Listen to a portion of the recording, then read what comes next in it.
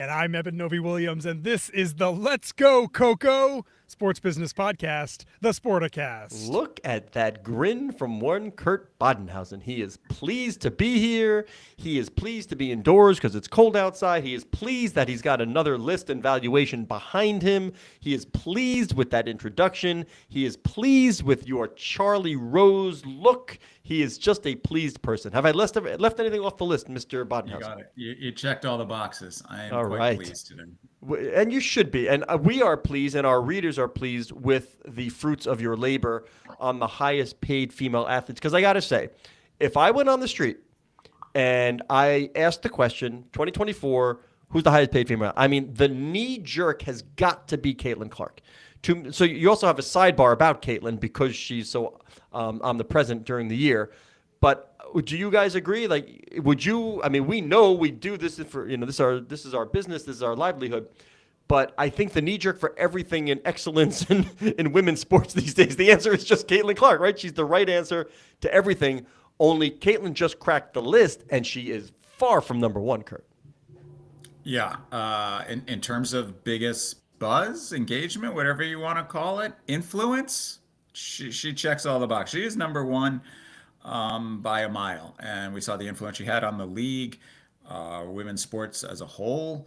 Talked to the guys at T-Mobile. They said we have our Caitlin Clark in Nelly Corda. We felt like we already have our Caitlin Clark with golf, and so the buzz around Caitlin was unbelievable. But it's a function of economics, and if you look at salaries in the WNBA versus the NBA, it's a function of revenue, where the two leagues are in their life cycle. And if you think about endorsements and the path to making money as a female athlete, you follow the money, and traditionally it has been in tennis, and that's still dominant today. And if you look at the top 15, 9 of the top 15 are in tennis. Now, qualify here, Caitlin Clark is just getting started. I mean, let's not I was forget going to say there's a time factor here as well, right? Just in terms the of time what the year factor. was. Caitlin Clark is this 11 million is a baseline for Caitlin Clark that she will build on. The people at XL, they're very smart. She's part of a talented team there, and they are not looking to rush this because Caitlin Clark. This is not just capturing every single dollar. They want to be respectful of what Caitlin Clark has been. It's been a long year for Caitlin Clark. These superstar college basketball players go, right from the Final Four, right into the training camp, right into the WNBA season. So there's no downtime. She has not had a off season to really capitalize from a marketing standpoint in what she can do. And she also has a bullseye on her back, just with all the hype, and she took those hard fouls. There was definitely some targeting going on for Caitlin Clark. There's got to be some jealousy around the league. But if it's true that rising tide and all boats and all that, they have got to be loving what Caitlin Clark can do for the future of not only her own endorsement portfolio, but for the league and every other player as well. Yeah, because she's bringing in more revenue for the league, and that ultimately translates into higher salaries. And we're in the middle.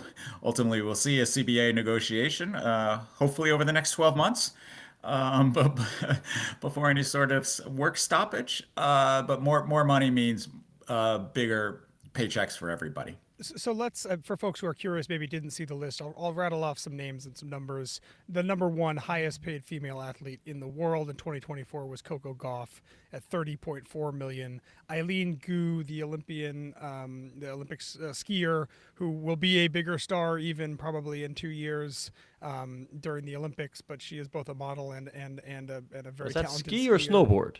Skiing. Skiing. Okay. Free skiing. Free skiing. Yeah. Free. Okay, so it's a little like gamey. She's number two at Quasi 22 ski million. snowboard thing. Okay. Iga Swiatek, number 3 at 21 million. Number 10 on the list, Caitlin Clark at 11 million. That's your top 10. One of the things, two things I was interested in, Kurt. One, I went back and looked at lists that you've done for more than a decade, highest paid female athletes in the world. The diversity of sports now, you hit on it a little bit, seems to be bigger, right? There's 5 different sports represented in the top 10. We have tennis. We obviously have Olympic skiing. We have Nelly Korda, golfer, at 8. Gymnast Simone Biles at 9. And then obviously Caitlin Clark, basketball, at 10. There were years where outside of a one-off, maybe like a Danica Patrick, this list was essentially all tennis. So you see the diversity of sport, I think, a little bit there. Also, there were years in there where Serena made $30 million or close to it, pretty much where Coco is right now. But where you see the biggest change is that 10 years ago, the number 10 on this list was $3 million. And now the number 10 on this list is over $10 million. It's 11 with Caitlin Clark. So it feels like in some ways the absolute biggest earners in women's sports have stayed relatively stagnant in the past decade in terms of what they're making. But if you look beyond top 3 or top 5 even, there's obviously way more money in here available for the best female athletes in the world. Yeah, that's exactly what's going on here. Maria Sharapova, Serena were making roughly 30 million. Sharapova never quite got over 30 million. The only two people ever did were Serena and Naomi Osaka, who at her absolute peak was over 50 million. But before she stepped away, and Wow. but to your point, that threshold of number 10, number 11 is up significantly. There's there's bigger pie and more money to go around, and it's not just so top heavy concentrated in those top couple of tennis stars, and you're seeing diversity in other sports. With people like Eileen Gu. Absolutely more people making more money, 221 million overall for the top 20, for the top 15, it's up 27%. So the total's up significantly over last year when we did this. I had two follow-up questions for you, Kurt. One, Coco, number 1 here, you break out salary, winnings, and endorsements. On the court, Coco made $9.4 million in 2024. I assume that is the biggest number you've ever seen for a female athlete in terms of prize winnings or prize money or actual salary, or am I wrong about that? Sabalenka's No, got we more got right no now. handful Look of at the tennis number. players. Yeah, keep looking down. Look down She the didn't list. finish first Sabalenka's this got a year. higher number.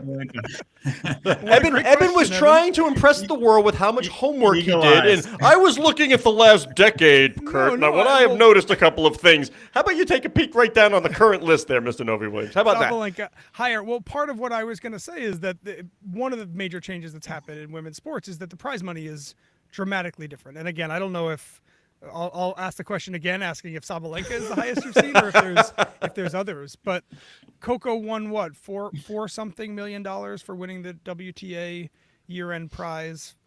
Yeah, more than half of that is one event. More than half of that is 4.8. one event. One event. So one of the big differences here, at least feels like in both women's golf and women's tennis, that the prize money is in a slightly different stratosphere than it has been in the past. Yeah. And then the second thing I was going to ask, there's one name that's not on the list that I just happen to be curious about. Did you look at Livy Dunn? Does she qualify for a list like this?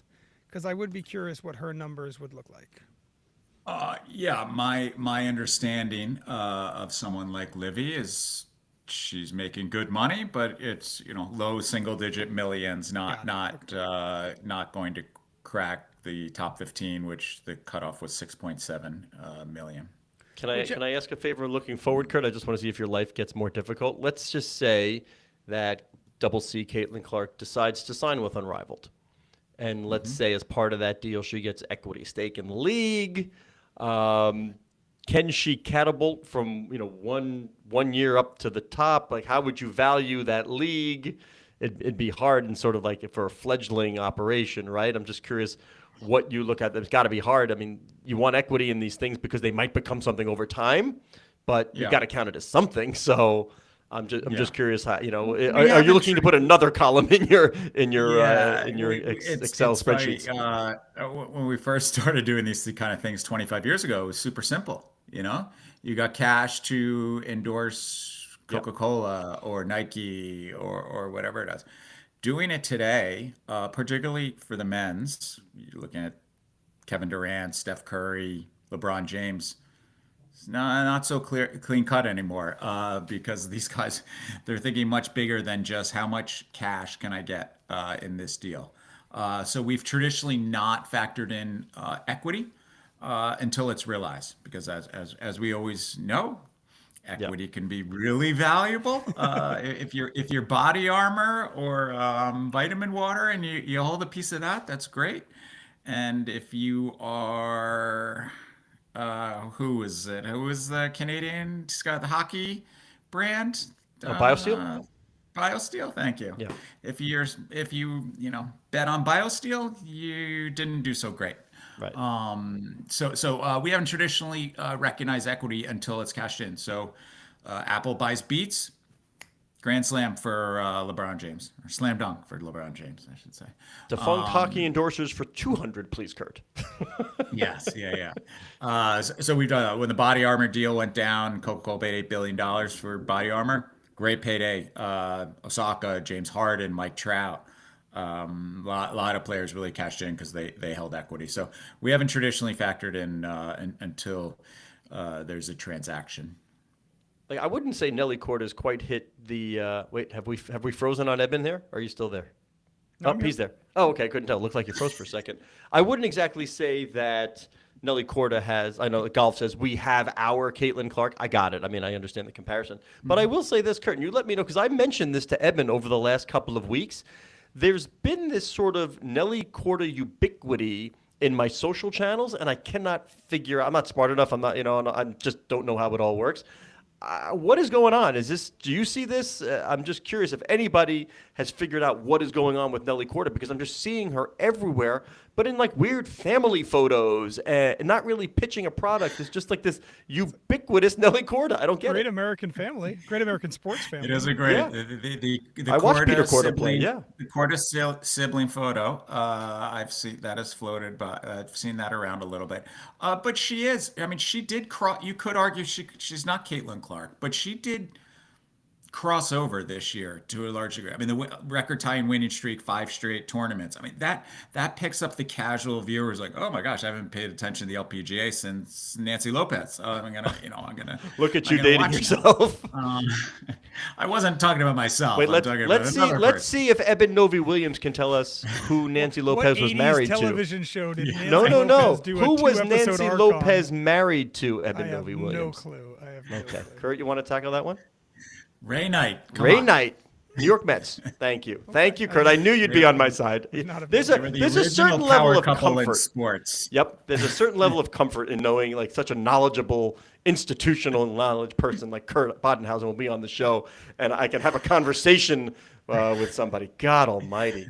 But Nelly, I mean, one, her brand name partners. I mean, she. This is one of the hit weird ones I big know. leagues with her- Front of the with hat, her- Goldman Sachs. Yes, That's like yes. Goldman picked right on that one. She's in a different category. So the winning streak definitely made a big difference this year, and also just kind of crossing over. She's at the Met Gala doing SI swimsuit. She's just reached a kind of different level. Golf's been waiting for this American superstar to step in. They thought it was going to be Michelle Wie. She was going to be the person that brings in eyeballs into the LPGA. But Nelly Corda has made a huge difference in terms of bringing more attention on the LPGA this year. Get me back to Caitlin. I'm just curious what you think the trajectory will be. Because again, if I asked everybody on the street, I'm going 9 out of 10, 10 out of 10. We're saying Caitlin, Caitlin, Caitlin. Is she top 5 on this list next year? I say yes, but I don't know anything. Yeah, there's a pathway that she's in the top 5. Yeah, absolutely. I mean, her WNBA salary isn't gonna move Is a lot. rounding error in these. Yeah, numbers. it's a Whoa, rounding whoa! error. You wrote a whole story about it. Tell the world, like that's another great trivia question. What percentage of her income is her WNBA salary? Like, I don't think many people would say less than 1%, but that's the fact. Yep. The reality is, 1%. She made 76,000 was her base salary. Got a lot of when that was coming out the draft and people lost their minds. How could this supernova only get paid $76,000? How was there another pathway? Kathy Youngberg made clear that there are other ways that players get paid in the WNBA that is unique versus other sports leagues. So there's lots of bonuses layered in to the current CBA based on awards, based on team performance.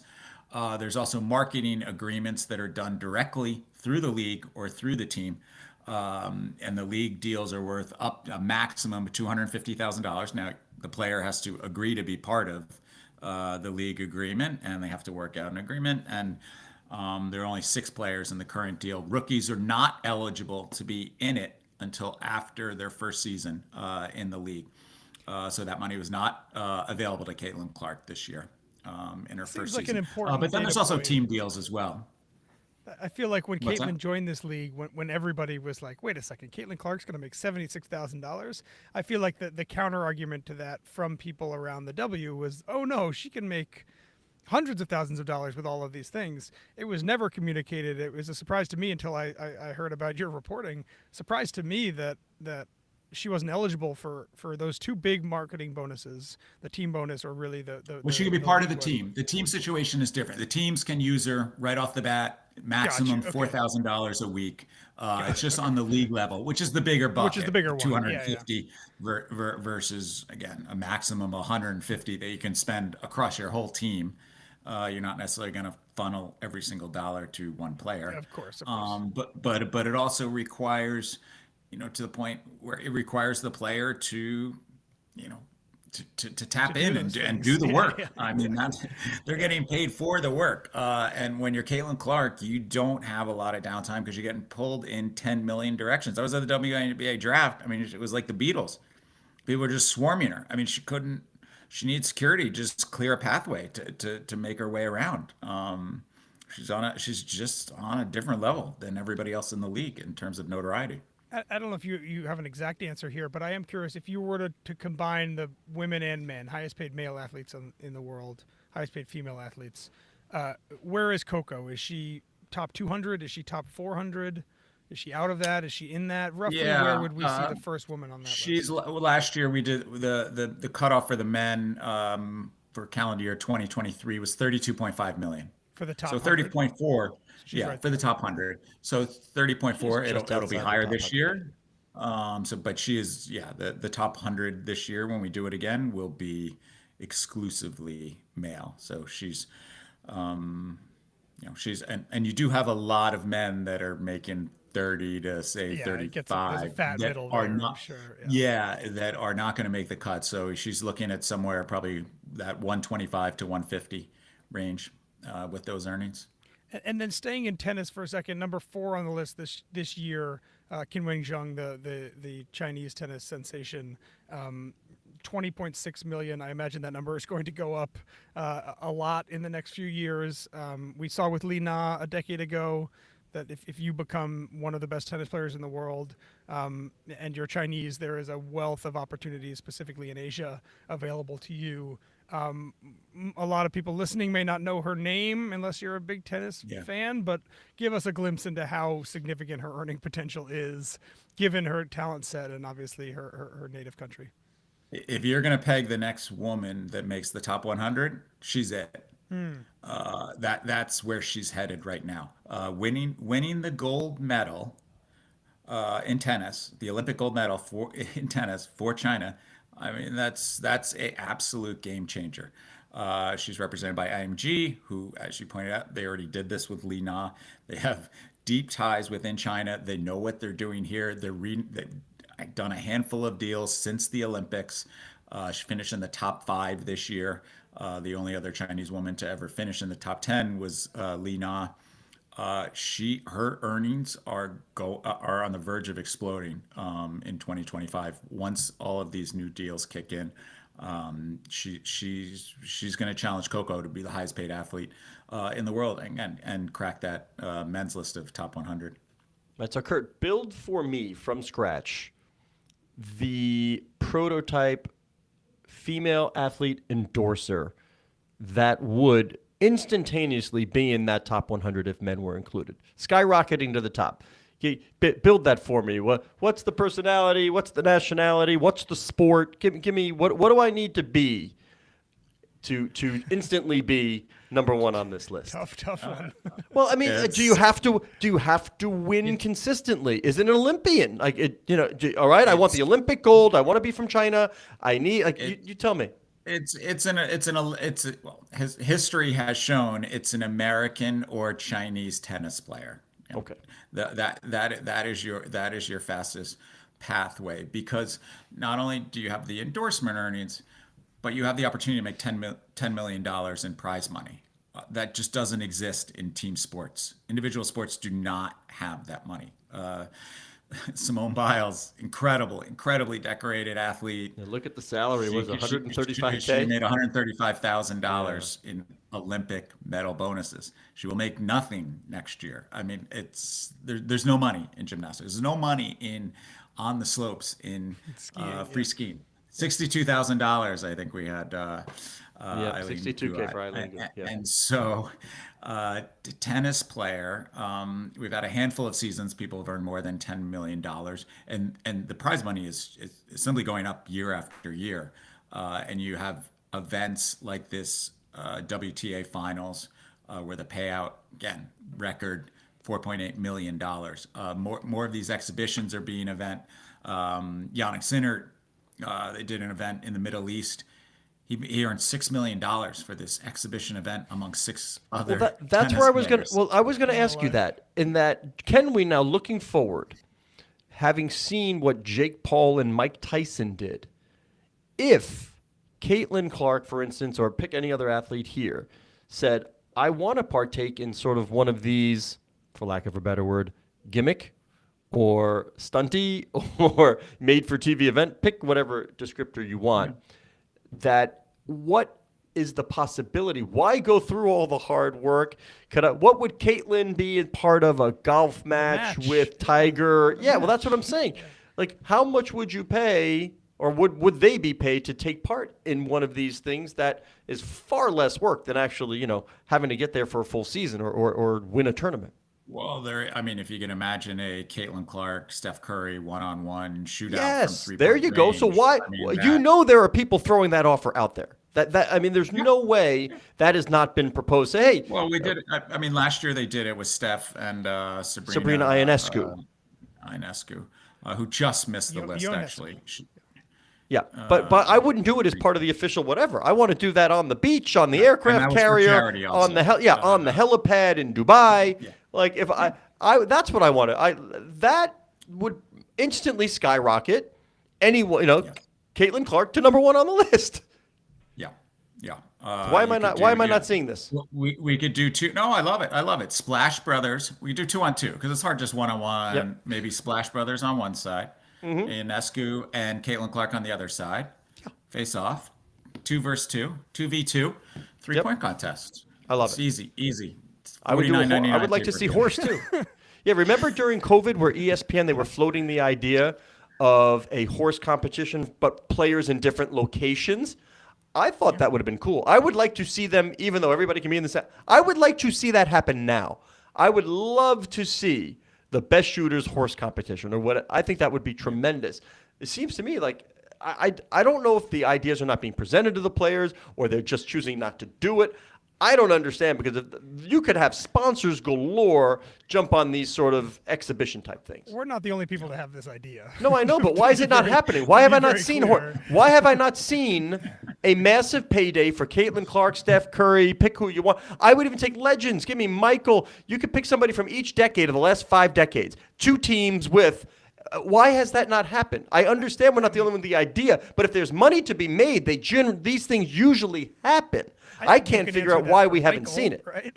You can answer that for Michael.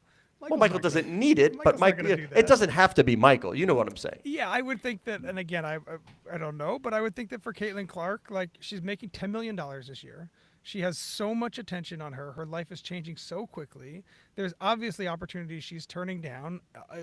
The ability to be an Unrivaled is a perfect example. I know they offered her a very large sum of money. That's she chose work. Not to do it. Sure, but there's obviously endorsements that Caitlin has turned down also that are not that much work, right? Like, it seems very clear that for a lot of athletes, the curation of both their own time and what they lend their name to is a very valuable piece of how they build their athlete portfolio, their endorsement portfolio, their investment portfolio, et cetera. It's not true for everybody, but Caitlin, I think, is, as Kurt said at the beginning, is in this very unique position where there's other earning potential that she'll be eligible for as a non-rookie in the WNBA. There is unlimited opportunity for her to make money in the corporate world. Also professionally, if she wants to expand to 3-on-3 as well. Yeah, I think for athletes like that, it is literally just picking the things that you want to do, and it's not the money is not the only driver. Because if she just wanted to be richer than she is right now, I think you would see Caitlin Clark on television literally every single commercial break. She would be endorsing everybody. Obviously wants to work with her. I can tell you this: whatever her next golf event is, the insurance will be higher, and there will be no fans lining the tee box. That I can guarantee. Somebody's going to learn from that one. That was we got away with one on that. By the way, did you see the point, confidence? She that could have been. No, go ahead, Kurt. She could have been top 5 already. I mean, if she was trying to chase every dollar. She's No, 6 I don't months mean. into I a don't. I'm not professional saying she career. needs to chase every dollar. I'm saying that this is sort of an endemic thing. Nike could sponsor it or whatever. It's just for fun. Steph would do it, part to charity, whatever you want. Yeah, Just Mr. Beast to create it, massive yeah. core. Do it as a sidecar to NBA or WNBA All Star. I know they want Caitlin involved, and we've seen that they want to get the WNBA players. I get it, but that's okay. I'll do my own little sidecar thing at your weekend at a local gym, and more people will watch that than will watch the slam dunk competition, the 3-point shootout, the game itself, whatever. Streaming on the Sportico YouTube channel. There you go. Dubbed in Spanish, The as our All-Star last clips were. year- I mean, the 3-point last year with Ionescu and with Steph Curry. I mean, it was probably the most. It got more attention. Most buzz? than, Yes, of course. than the 3-point contest or the slam dunk contest. Speaking of getting attention, Kurt, and we never here on the Sporticast look to embarrass our guests. I mean, I look to embarrass my co-host, but I never ever look to embarrass a guest. And I will consider one more appearance, and you're going to get full, host status. I would like to point out, and I would really appreciate an honest answer out of you. Did you come into this appearance with a concerted effort not to say 100% or 100? You have Yes. not uttered that phrase. Yes. You did. Okay. Well, it is I feel because like we've given you some underdressed ribbing for in the the past. occasion for one, so I didn't want to further embarrass myself. This is a rare day that I am wearing a dress shirt. Evan has a tie. We had we had the March of Dimes Scott had a sports tie luncheon on. I today. can vouch I for had a that. tie on. I Yeah, took it it's off. no longer but there. so normally I'm dressed like you are. But it was, to me, there was a moment earlier. Evan asked a kind of a leading question that lent itself perfectly to a Kurt Badenhausen 100%. Yeah. And you phrased the answer so distinctly that I was like, he made an effort not to say 100%. 100%. You're absolutely correct, Mr. Soshnick. Been in the back of my head since, what are we on here? 28 minutes. Where 28 are we? minutes. I love it. All right, Badenhausen. I've been a little slow to the jump here. Tremendous work as always. Lots of people are reading it. Lots of people talk about it. Just fantastic work as always. So we do appreciate it. Agreed. And right before I close, I'll do my Tony Reale stat boy end here. Ooh. One correction for all of us. A reader shout out to me. Her name came up today as well. Sabrina Ionescu is the proper pronunciation. Thank you. Scott, we have gotten that wrong on the podcast before. So I have to go apparently. Ionescu. So thank you very much to Erica for pointing that out. Everything else we did, we nailed, guys. Thank you very much. Whoa, Kurt whoa, whoa, whoa, whoa! Badenhausen. You made a huge mistake with somebody like four paragraphs down here, and No, you're we're telling gonna me cut everything that we did out. was good. Aaron's I'm gonna like, cut that all Eben, out. look at Sabalenka. It's already been cut out. In my world, 9.7 is greater than 9.4. I don't know about you, but see what I mean about making fun of already been co-hosts. cut out. Now you're just confusing them, Scott. Yeah. You're confusing them. He Is this thing on? He is Scott Soshnick. You can find him on Twitter at Soshnick. Kurt Badenhausen, you can find him on Twitter at K Badenhausen. I am Eben Novi Williams. Find me on Twitter at Novi_Williams. Erin underscore. Greenewald, thank you very much to Erin. She produces the show. And Matt Palacio, who runs Sportico's social and digital Look at you and your channels. Charlie Would like Rose you to background know there. I that love you it. can follow the show at Sporticast, which is the hub of the Sportico. He media holding that network. thing up? Holding his microphone in the air? Yeah, I'm in one of these like little booths. I feel like I'm, those videos of like the Russian